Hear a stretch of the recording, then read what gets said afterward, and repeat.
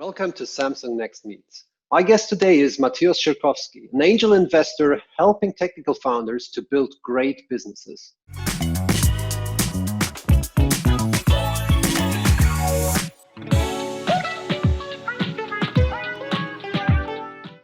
Matthaus, thanks for joining me today. Could you give us a quick introduction to your background and your professional experience? Happy to. Today I have two hats. I'm a product manager at a Y Combinator startup who has an office here in Berlin, which I helped to build up. And then I'm a part-time angel investor, douchebag, who helps very technical founders with their prototypes. And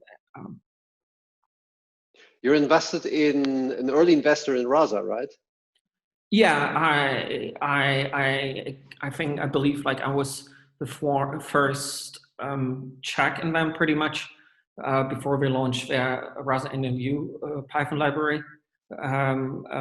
So I help people very, very early on where there's no traction, when there's no Excel spreadsheets and no growth curves. Right. Matthaus, you have an immigration background, right? Tell us more about that. I'm originally Polish. I came to Germany at the end of year one.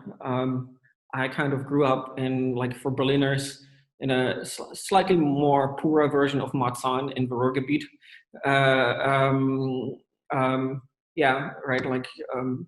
Typical German immigrant kid.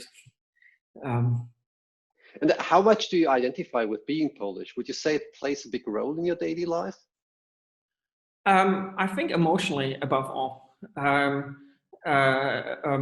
is like me being Polish is important, right? Like so, like I didn't finish grade 1, and now I'm 41, so it's been a lot of years. But like being Polish and having like an immigrant experience is I think like crucial to who I am also as a founder. Right. Mm-hmm. Olga, a common friend who connected us, once mentioned something that got me thinking, that diversity could be blonde and have a European face. She said that she personally struggled to explain to people that despite how one looks, in her case being blonde, or how you, Matt, look, that you might actually be culturally as far apart from Germans as, for example, someone growing up in a Vietnamese family, for example. What's your view on that? I think I would have probably two takes.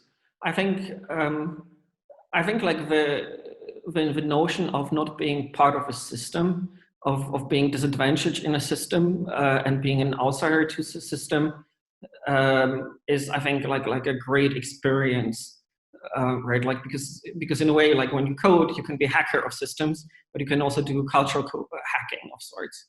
And I think like if founding is about doing new things, then this is like really important. And I think like your ethnicity and your culture can be a driver for that. And here's my first answer. I think you can have, this can be around your skin color.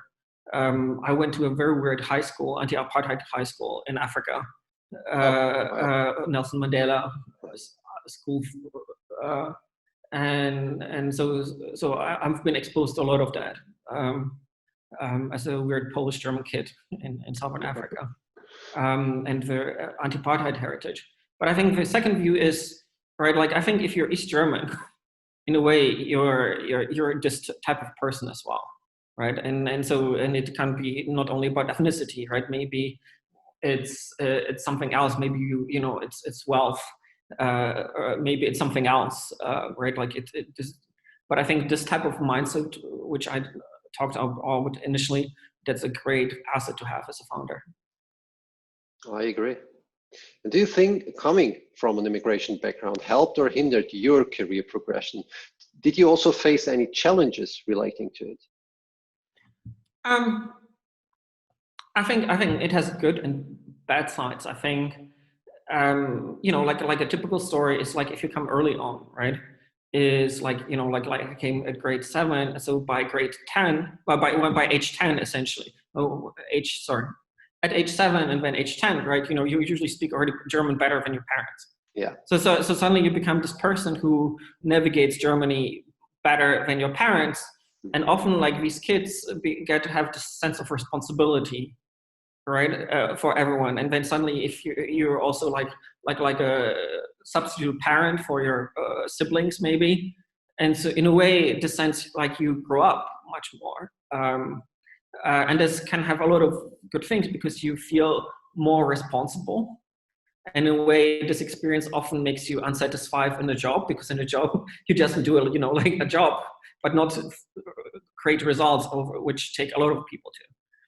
I think the flip side of that is, I think if you feel so responsible and you feel so loved, I think it's a lot of that makes you a little bit more conservative in your emotions. I think it makes you much more fearful. If you ask me, like I didn't say that in my intro, I had 2 startups, which were for like an okay exit.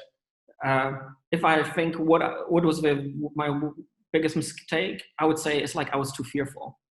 And I think a lot of, I didn't show enough vulnerability. I didn't ask enough for help.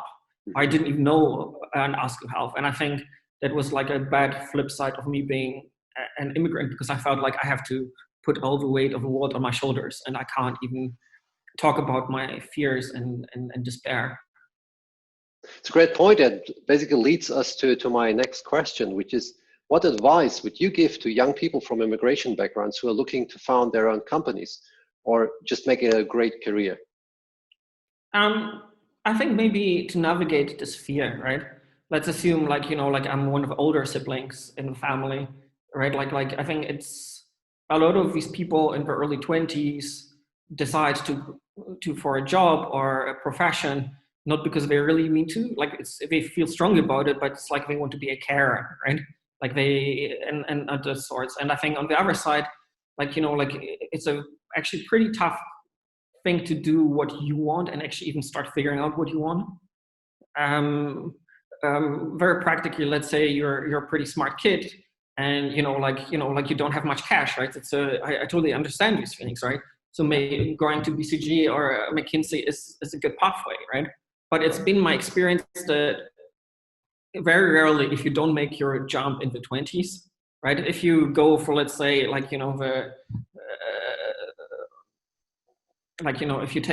if you go for this 3 years McKinsey gig, very few of these people actually become founders.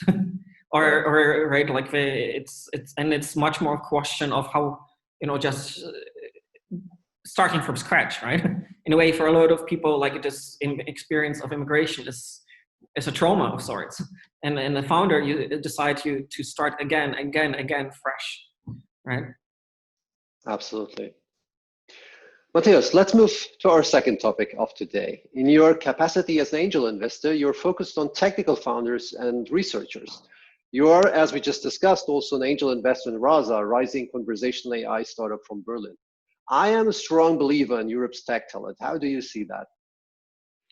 I think the tech talent is fantastic, right?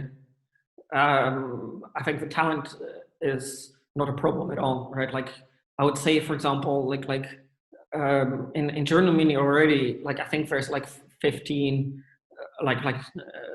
15 universities or parts of universities which are world class when it comes to AI. And godforsaken places like Saarbrücken, right? Like as someone who has spent a lot of time traveling, not only in Germany but in Europe, like the problem is that a lot of these people don't know what to do next. They don't know how to connect with the startup community. They don't have mentors, right? I think there is organizations like Entrepreneur First. I think they're just like McKinsey or BCG feeds on the insecurity of very smart kids. I think Entrepreneur First does, and they do more good than bad. I'm just being tongue-in-cheek a little bit. They feed on that as well, because there's so much great talent, right? It's in a way I'm giving a hidden compliment to Entrepreneur First. Right. So the talent is fantastic. But I think the people feel the question is like if you're in Saarbrücken or Rasa opened up an office in Edinburgh, like, what do you do there, right? Like, you usually have like only 2-3 startups, and usually they're not very technical in towns like that. How do you connect with people? That's the challenge. Absolutely. And yeah, so I can't repeat enough that I believe that we need to encourage people with an engineering and research background more to found their own companies. Do you have ideas? How can we do that? I think like the part, I think like just mentorship very early. I think without even like forcing people to go on the venture track, but actually just have the courage and the time to believe in their prototypes.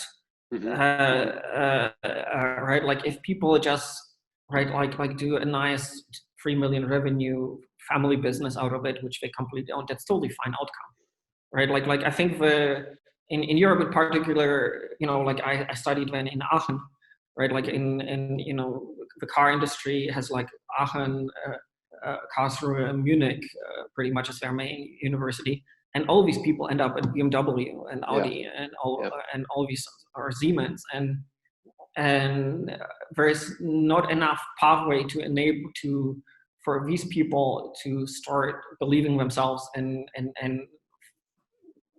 right, like and doing their thing. So like I think mentorship and luckily, right, like you don't need to be in these places, like if like just connecting potential mentors with people out there, I think that's a key thing to do. Yeah. And that's a great bridge to my last question.